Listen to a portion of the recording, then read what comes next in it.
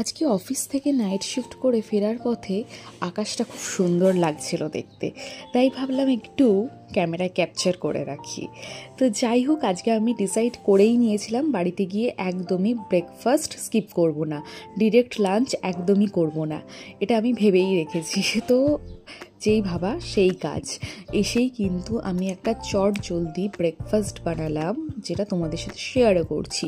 এটা মালাই টোস্ট নয়, এটা অ্যাকচুয়ালি আমরা যে দুধ পাউরুটি খাই সেটাই বানাচ্ছি, আর তার সাথে একটা এগ পোচ বানিয়ে নিচ্ছি। তার মধ্যে একটু গোলমরিচ আর একটু সল্ট দিয়ে দিয়েছি, কিছুই না, ব্রেডটাকে জাস্ট আমি বাটারে সেঁকে নিয়েছি, দিয়ে ব্রেডগুলোকে একসাথে এক জায়গায় রেখে গরম দুধ, তার মধ্যে অল্প একটু সুগার দেয়া ছিল, সেইটাকে ঢেলে সুন্দর করে খেয়ে নিয়েছি। বিশ্বাস করো, ভীষণ সুন্দর খেতে লেগেছে।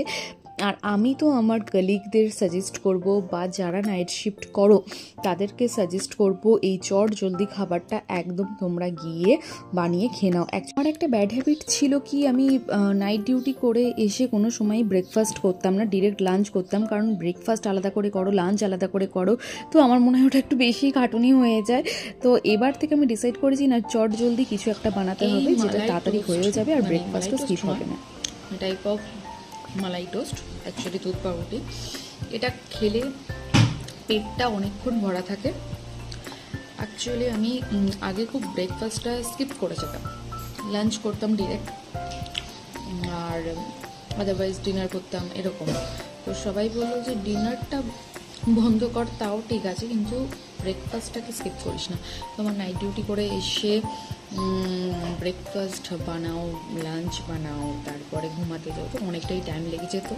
তো এই জন্য আমি ভেবেছিলাম যে ডিরেক্ট লাঞ্চ করে নেব। তারপরে এখন আবার ডিসাইড করেছি যে না, ব্রেকফাস্টটা করবো। তোমরাও যারা নাইট শিফট করে আসো, এই খাবারটা চটজলদি ট্রাই করতে পারো।